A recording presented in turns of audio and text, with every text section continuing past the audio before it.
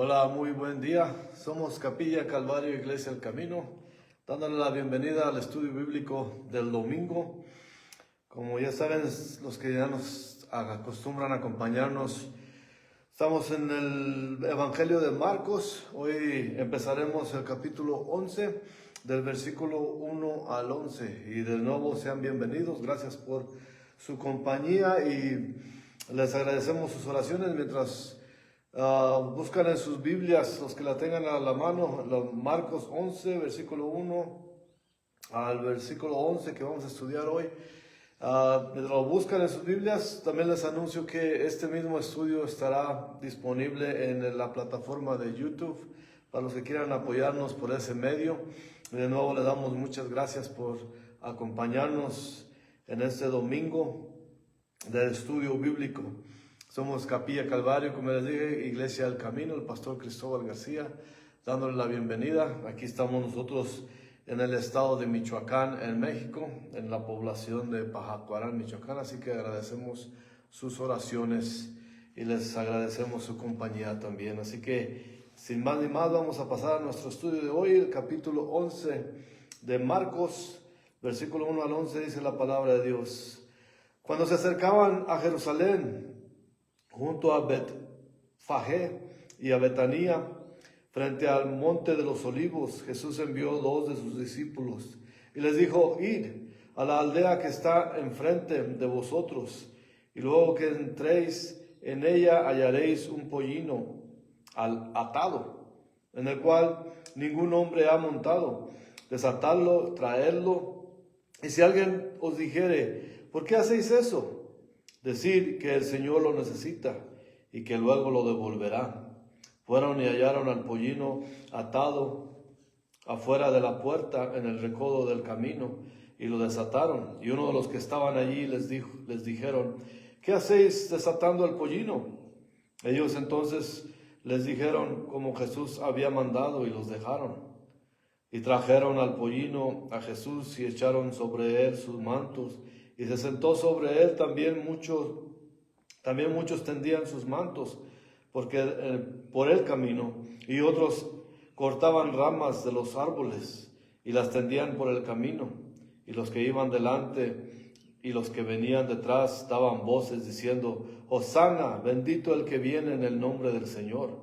Bendito el reino de nuestro Padre David, que viene, Hosana en las alturas.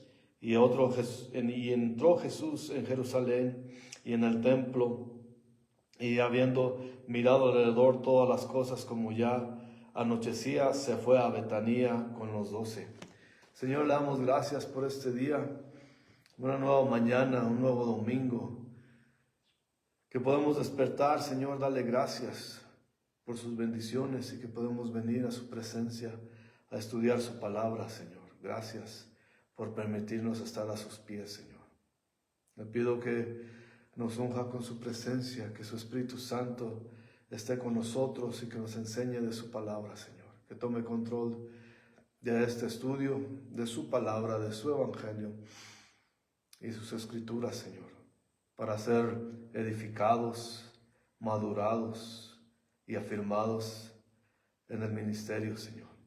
Gracias por su presencia, Señor. Gracias por la gran regocijo y la gran virtud que tenemos de venir a estudiar su palabra, Señor. Damos muchas gracias en el nombre precioso de Jesucristo nuestro Señor y Salvador. Amén. Bueno, pues ya pasando a nuestro estudio ahora, veremos cómo, pasando todas esas situaciones, cómo habíamos visto cómo Jesús va en camino, va directo, va enfocado, va dirigido hacia Monte Calvario. Y vemos aquí que cuando dice el versículo 1 del capítulo 11 de Marcos, cuando se acercaban a Jerusalén junto a Betfagé y a Betania frente al monte de los olivos, Jesús envió 2 de sus discípulos. Betfagé y Betania están más o menos a unos 4 kilómetros al este de Jerusalén. Como dice aquí, está frente al monte de los olivos. Y vemos que tenía el Señor desde un monte tenía la vista a donde se dirigía. Por cierto que Betania está cerca de Jerusalén, como esos más o menos 4 kilómetros. Y ahí, por cierto que Lázaro fue resucitado, más era la casa de Lázaro ahí en Betania. Y Jerusalén en la temporada de las Pascuas era un deleite de los judíos. Ya leímos antes en los estudios anteriores que era una gran multitud la que se acercaba o se dirigía para la fiesta de la Pascua en Jerusalén. Y así que era un gran júbilo de la gente que iba con celebración en sus corazones a celebrar la Pascua. Era el deleite de los judíos nuevamente y la desesperación de los romanos. Miles de devotos judíos de todos lados del mundo llegaban a la ciudad santa, sus corazones llenos de excitación y fervor, de nacionalistas también. Las autoridades romanas creían prudente que muchas unidades militares estuvieran en alerta especial. Era bien conocido que a los judíos no les gustaba nada la ocupación romana. Es más, sabemos por medio de las escrituras y de las historias, de los puntos históricos, que solamente los líderes religiosos y los gobernantes romanos estaban aliados, ciertamente, con cierto recelo. Pero en sí nadie le gustaba la ocupación romana. Y en ese tiempo también había grupos subversivos que querían la muerte de los oficiales romanos. Hasta en los mismos grupos religiosos había esa fricción, esas desavenencias o esas creencias diferentes. Sabemos de los saduceos y de los fariseos que solamente los unía el odio que tenían a Jesús. Era lo que los unía, pero ellos discrepaban grandemente en sus creencias, sabemos, y no vamos a entrar muy de plano en ese asunto, pero por otros estudios que nos han acompañado hemos visto que los saduceos no creían en la resurrección, y los fariseos sí. Así, en esas discrepancias había en los mismos grupos. Todo esto para decir que era un hervidero de gente en Jerusalén para estos tiempos. Y había claro que había diferentes clases de personas. Había los religiosos que se ostentaban, que se vestían lujosamente y les gustaba las alabanzas de la gente. Pero también había gente que iba con mucha fe a celebrar. Y así que ahí vemos que en ese ambiente es donde entraba Jesús, donde llegaba a esa situación, llegó el siervo de Dios, faltándole menos de una semana antes de que fuera crucificado. Así que así de esa manera llegó el Señor Jesús cerca de Jerusalén, ya estando casi en las puertas de Jerusalén. Y vemos lo que hace del versículo 2, aquí del capítulo 11 de Marcos hasta el 6, leemos que dice: id a la aldea que está enfrente de vosotros, y luego que entréis en ella, hallaréis un pollino atado, en el cual ningún hombre ha montado, desatarlo y traerlo. Y si alguien os dijere: ¿por qué hacéis eso? Decid que el Señor lo necesita y luego lo devolverá. Fueron y hallaron el pollino atado afuera de la puerta en el recodo del camino y lo desataron. Y uno de los que estaban allí les dijeron: ¿qué hacéis desatando el pollino? Ellos entonces les dijeron como Jesús había mandado y los dejaron. Y trajeron el pollino a Jesús y echaron sobre él sus mantos y se sentó en él. En este pasaje es evidente la deidad de Jesús, porque él ya sabía lo que encontrarían y que encontrarían un pollino amarrado. Es su omnisapiencia y era naturalmente imposible para un burro que nunca ha sido montado se muestre con calma también, porque vemos aquí que lo monta. Todos los que somos de ranchos o los que hemos de una manera tratado animales, sabemos que un burro que jamás ha sido montado no se va a dejar montar tan fácilmente. Es más, la gente que sabe, es más fea la caída de un burro que de un caballo, cuando un burro está bruto. Pero esta también la naturaleza de nuestro Señor, de su deidad, de su reinado, el hecho de que es rey de todo, de la naturaleza y de todo. Jesús es Señor de todo, de toda la naturaleza y toda criatura también. En esos tiempos, así que en esos tiempos el burro se consideraba también una bestia educada para adecuada, para un rey. Y esos los animales que los reyes montaban en tiempos de paz. Los reyes cuando iban a la guerra se montaban en caballos, pero cuando un rey estaba montado transportándose sobre un burro es que era tiempo de paz y era la bestia que ocupaban los reyes para montar. También eso es lo que nuestro Señor necesitaba a este burrito o este burrito para cumplir la profecía mesiánica que está en Zacarías 9, capítulo 9, versículo 9. Dice: alégrate mucho, hija de Sión, da voces de júbilo, hija de Jerusalén. He aquí tu rey vendrá a ti, justo y salvador, humilde, cabalgando sobre un asno, sobre un pollino, hijo de asna. Marcos no cita este pasaje porque sus escritos son dirigidos una vez más a gentiles, a los romanos. También no cita las otras profecías, tampoco cita a Marcos como los otros evangelios que también se pueden enfocar en que en ese tiempo, como era una profecía, no es que solamente hubiera un burrito y pues me imagino que la burra, la madre del pollino, estuvieran atados ahí los dos juntos. Pero en ese tiempo había muchos, porque la gente sabía de las profecías. Y ellos, seguramente, los padres con sus hijos salían: vamos a amarrar nuestros burros a ver si el Señor, el Mesías, porque eso estaba escrito, como vemos aquí en Zacarías. No, la gente lo sabía, los que estudiaban las escrituras del Viejo Testamento sabían que vendría el justo Salvador humilde cabalgando sobre un asno. Entonces podemos imaginarnos que la gente atara sus burros al recodo del camino para que el Señor mandara por él. Entonces podemos imaginar eso de esa manera. Y una vez más, Marcos no lo cita este pasaje porque sus escritos son dirigidos a las gentes que no son judías, que son gente que está dirigida, como ya dije, gentiles romanos. Así que, pero el Señor está haciendo algo que no ha hecho antes. Está a punto de hacer algo que no permitía que hicieran para Él, y es más, repetidamente advirtió a otros que no hicieran para Él. Y vemos lo que dice aquí en el versículo 8 hasta el 11, aquí de Marcos 11.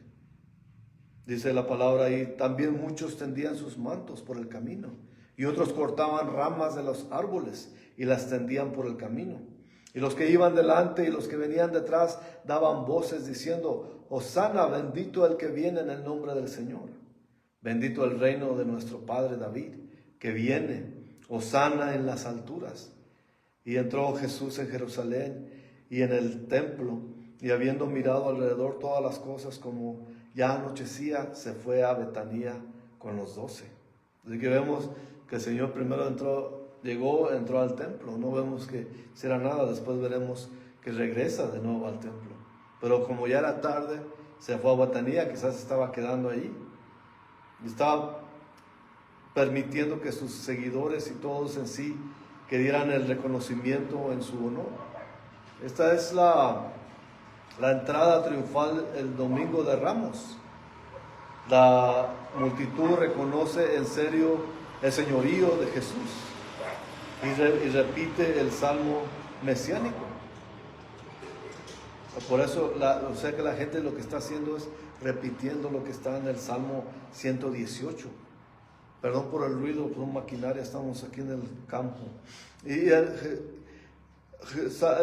Salmo 118, versículos 25 y 26, dictan así: Oh Jehová, sálvanos ahora, te ruego, oh Jehová, que nos hagas prosperar ahora. Bendito el que viene en el nombre de Jehová, desde la casa de Jehová os bendecimos. Jesús se retiraba a Betania a pasar las noches, quizás quedándose en la casa de los amigos. Acuérdense que les dije que en Betania está la casa de Lázaro, el que el Señor resucitó.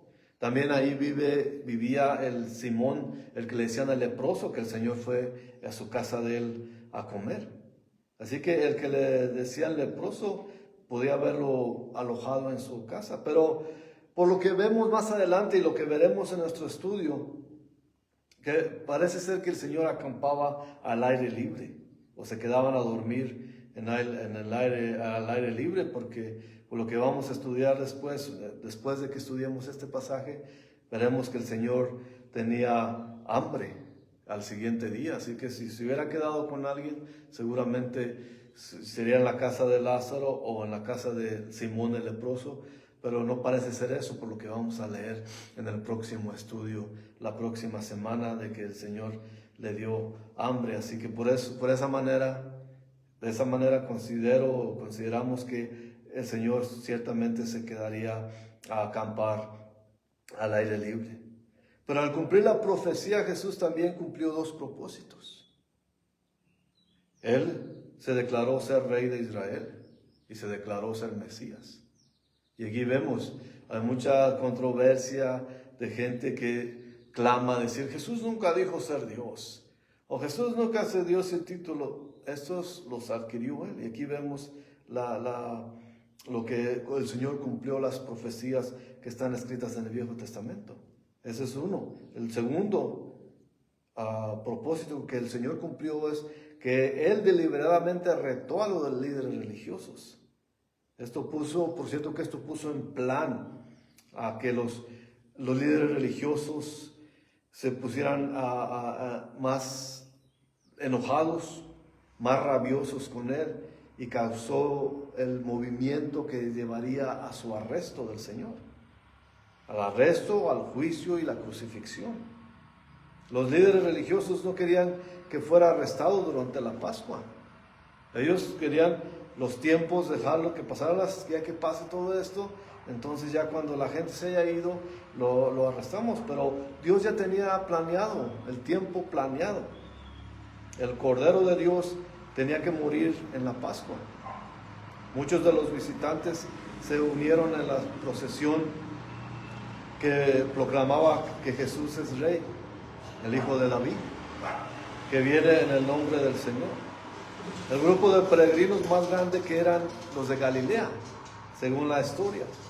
Y en muchas ocasiones hay predicadores, y yo también lo he dicho muchas veces, algunas veces, no muchas, que la misma gente que gritaba Hosana en el Domingo de Ramos son los mismos que gritarían crucificadle en el Viernes Santo. Pero hay otros maestros, y tienen razón también, quizás al dicen que eso no es cierto, porque dicen que la multitud que quería la crucifixión venían predominantemente de Judea y Jerusalén, mientras que los judíos de Galilea simpatizaban con Jesús. Y esos son los que, según los estudiosos, fueron los que vinieron en más cantidad en el tiempo de las Pascuas, en el tiempo de la Pascua a Jerusalén. Y ellos ciertamente simpatizaban con nuestro Señor Jesús, creían en la creencia, o tenían cierto ánimo de agradarle Jesús a ellos. Entonces podemos ver que los que gritarían crucificarle en el Viernes Santo era un diferente grupo de gentes que ya sabemos que era movido, y lo estudiaremos cuando lleguemos a esa parte de la Escritura, que eran gente que querían de veras que asesinaran a nuestro Señor Jesús. Pero también había cierta idea, puede ser que la misma gente, algunos de la misma gente que ahora están gritándole al Señor, Hosana en las alturas, salve, son los mismos. Algunos de ellos estarían también el Viernes Santo gritando crucificarle, gracias al animarle los líderes religiosos que querían la muerte de Jesús. Así que dice aquí que pusieron sus mantos en el camino y añadían hojas de palma. El grito de Hosana quiere decir salve ahora.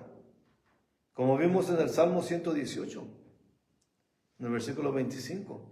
Claro que Jesús sabía que la gente estaba citando el Salmo mesiánico y Él permitió que lo hicieran. Nosotros le llamamos la entrada triunfal, pero para los paganos incrédulos no lo llamarán de esa manera, pues sabemos que por medio de la historia y películas que la entrada triunfal de un general en esos tiempos,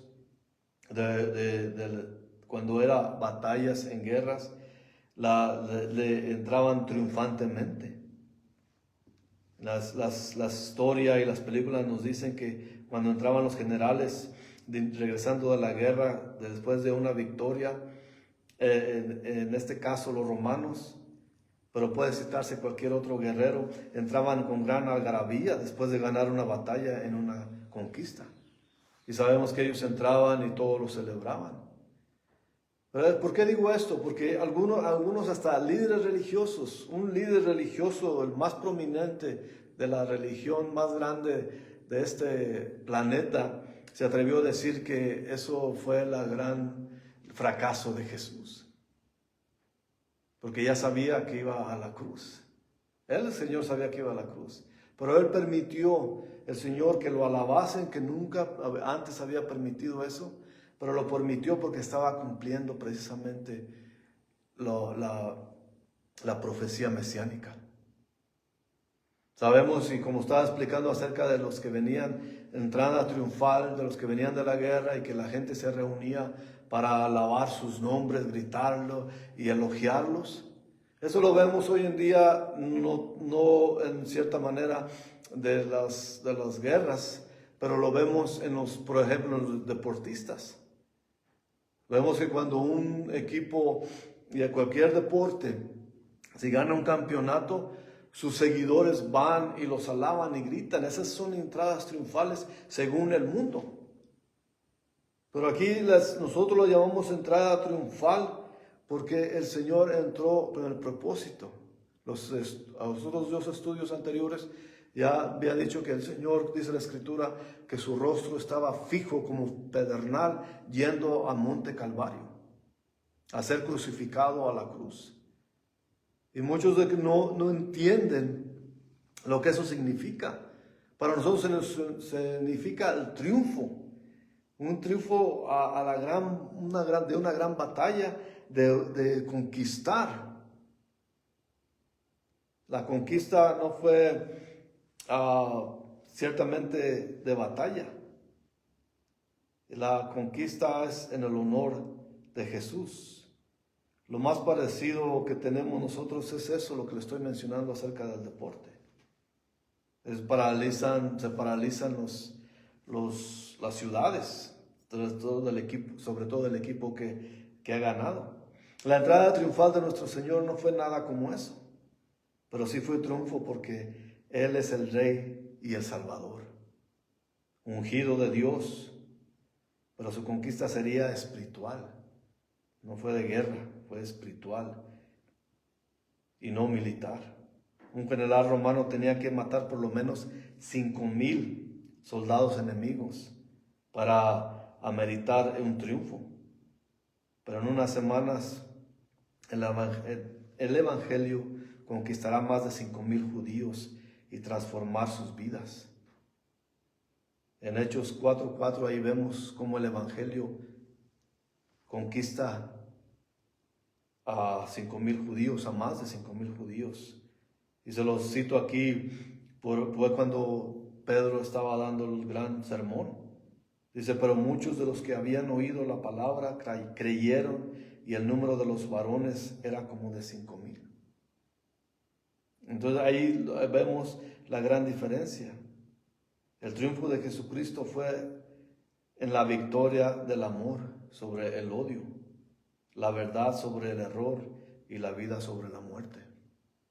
Porque todo aquel que no tiene a Jesús como su Señor y Salvador está muerto en vida. Hay dos muertes, la muerte física y la muerte espiritual.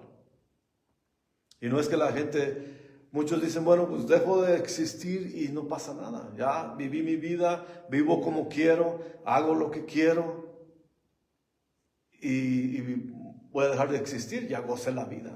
Hay estas canciones que dicen que la vida es muy corta, hay que vivirla, hay que tomar y hay que gozar. Y eso es lo que dice la palabra de Dios, como en los tiempos de Noé, dice el Señor Jesús. Que la gente vivía, se casaba, se daban en matrimonio, vivían su vida y así es como está viviendo la gente. Y piensan que es eso, pero la muerte espiritual es, como ya la escribimos hace como 2 o 3 semanas, que es la muerte estando en el infierno. Porque solamente hay 2 caminos, el cielo o el infierno. Y la muerte es el gran definidor, porque no hay tal cosa como el purgatorio. ¿Se imagina no fuera necesario la muerte de Jesús? Si Dios tuviera un lugar que se llamara purgatorio. Y muchos religiosos dicen que allí está y que con tus oraciones, con tus rezos y con pagando un cierto dinero a la iglesia puedes tú rescatar el alma de tu ser querido y llevar que se vaya al cielo. Y no es así. Porque en Hebreos dice que la vida, el hombre vive y después la muerte y después el juicio. No hay tal cosa. También sabemos que si vivimos nuestra vida y como vemos la situación cuando el Señor fue crucificado, que tuvo a los 2 ladrones a su lado, muchos dicen, bueno, yo me arrepentiré como uno de los ladrones que se arrepintió al último momento y que le dijo, Señor, acuérdate de mí cuando estés en tu reino. Y el Señor le contestó, ciertamente estarás conmigo en el paraíso. Y dicen muchos, bueno, cuando llegue el momento de mi muerte, entonces haré eso, me arrepentiré y pediré la salvación. ¿Y quién te dice que estarás consciente cuando eso suceda? La situación es vivir ahora y de en quién crees y cómo vives. Porque hay muchos, sobre todo en estos días, el mismo movimiento cristiano se ha poludido, se ha degenerado demasiadamente. De gran manera, la gente vive políticamente, vive socialmente, tienen toda clase de preocupaciones en lo que hoy es del mundo, hacen cosas que no deben de hacer, dicen cosas que no deben decir y piensan que todas tienen una vida cristiana. Pero el Señor dijo, por sus frutos les conoceréis. Entonces no es lo que diga uno, es lo que vive uno, lo que haces diariamente. ¿Cómo está tu mente? ¿Cómo está tu corazón? Sabemos que el triunfo de Jesús, la entrada triunfal, como dije hace un momento, fue la entrada triunfal sobre el pecado, sobre la muerte. El Señor ya lo hizo todo. Eso era necesario que sucediera. Y la vida espiritual vendría después de la muerte de nuestro Señor en la cruz. No hay nada que pueda uno decir que te dé la salvación. Yo sé que hay muchas iglesias que promueven esa oración que dice, ora conmigo esta oración y repite lo que digo y serás salvo. Pues está muy bien que lo hagan, pero es la vida consecuente después.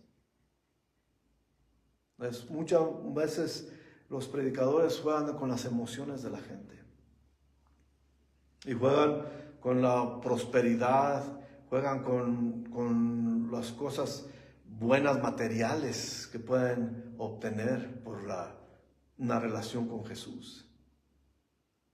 Pero lo más precioso, lo más maravilloso es la salvación y la vida eterna. Porque ¿qué beneficio tiene ser religioso y vivir una vida de condenación? Hay que tener el gran temor de fallarle a nuestro Señor, de decir, Hosana, salve ahora, pero vivir una vida de acuerdo a su voluntad. Porque hay muchas cosas que se convierten en tradiciones, en costumbres. Pero eso lo hacen automáticamente, no lo hacen con un fervor. Los líderes religiosos en esta situación ya se empezaron a enojar de gran manera en contra del Señor Jesús. Tanto que empezaron a planear su muerte. Pero una vez más, esa era la voluntad de Dios. Y pueden decir muchos, bueno, si era la voluntad de Dios, entonces esta gente no tiene la culpa, porque ya iba a pasar, tenía que pasar. Sí, pero ellos tenían su propia convicción, de manera que ellos tenían su propia responsabilidad. Los líderes religiosos se supone que deberían conocer las escrituras del Viejo Testamento. Y podrían haber conocido también lo que está en Salmo 118. Y lo que está en Zacarías 9:9. Deberían haberlo conocido. Y quizás no se preguntarían ellos, bueno, ¿será que este es verdaderamente el Mesías? Sabemos que había por lo menos 2 líderes del Sanedrín, al menos uno por lo menos, a Nicodemo, que él sí vino al arrepentimiento. Y lo vemos eso en Juan capítulo 3. Pero la gran mayoría no se pararon a decir, bueno, este hace milagros. Este está haciendo lo que el Salmo mesiánico dijo, lo que la profecía en Zacarías dijo, lo que también en Isaías habló del Mesías. Y no se detuvieron a pensar, este verdaderamente es el Mesías. Pero lo odiaban porque ellos veían y miraban que su posición social iba a cambiar. Era una amenaza contra su vida social de ellos. Hoy cuántas veces la gente piensa que su vida social cambiará y a veces tiene repercusiones, sobre todo en lugares donde son sumamente religiosos. La gente tiene repercusiones cuando aceptan al Señor como su Salvador. Y tienen más miedo a eso, al rechazo, que a ser abrigados en el cuerpo de Cristo. Entonces tengamos también nosotros esa manera de decir, al menos seamos sinceros con nosotros mismos. Si creemos que algo más aparte de Jesús trae nuestra salvación, todos seamos sinceros y rechacen a Jesús todo el tiempo, pero no se digan cristianos y tengan otras maneras de salvación, otros rituales que creen necesarios para la salvación, otras costumbres, otros santos, otros ídolos que alaban. Al menos sean sinceros de esa manera. Pero no pueden jugar los dos caminos. Como muchos dicen que todos los caminos llevan al cielo. Y eso no es lo que dijo Jesús. Solamente Él fue el que clamó decir que es el camino y la vida, y nadie viene al Padre si no es por Él. Entonces tengamos eso en reconocimiento. Hay muchas maneras de la gente que quiere transgiversar la palabra y quererla interpretar de otra manera. Pero no se puede, porque la misma palabra se confirma con la misma palabra. Aunque quieran distorsionarla, aunque quieran mal usarla, siempre se va a saber quién está hablando falsamente de la palabra. Por eso nosotros nos dedicamos a estudiarla, a leerla y pedirle a nuestro Señor que nos dé la claridad para entenderla.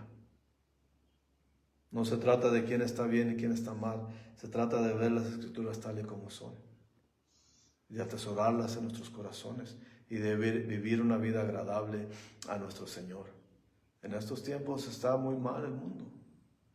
La gente se sumerge mucho en la política y estamos viendo cómo está la situación del mundo ahorita.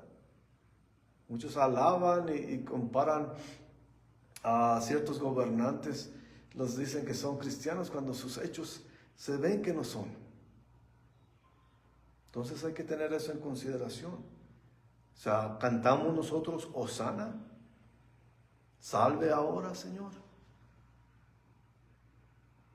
O solamente lo hacemos porque la multitud también lo hace, o lo hacemos porque los demás lo hacen. Vamos a reflexionar en eso esta semana. Después seguiremos en nuestro estudio del capítulo 11 la próxima vez. Así que vamos a orar. Señor, te damos gracias, Padre, por este tiempo que se pasa tan rápido, Señor. Y damos gracias que podemos leer su palabra libremente todavía aquí, Señor. Que podemos nosotros compartirla en las redes sociales, Señor. Le pido, Señor, por los que nos acompañaron a través de la distancia, que usted bendiga sus hogares, que toque y sane sus enfermedades, Señor, y provea por sus necesidades. Le pedimos, Señor, que nos ayude, que nos dé el poder, la mentalidad de seguirlo a usted, Señor, de saber que usted solamente es el que salva, Señor. Le damos gracias por su presencia, Señor. Le damos gracias por su Espíritu Santo. Y gracias por todo lo que nos permite hacer y venir a sus pies a estudiar, Señor. En el precioso nombre de Jesucristo nuestro Señor. Amén. Muchas gracias por habernos acompañado. Les damos muchas gracias de nuevo. Que la gracia y la paz de Dios siga con ustedes. Y nos veremos la próxima semana. Hasta la próxima.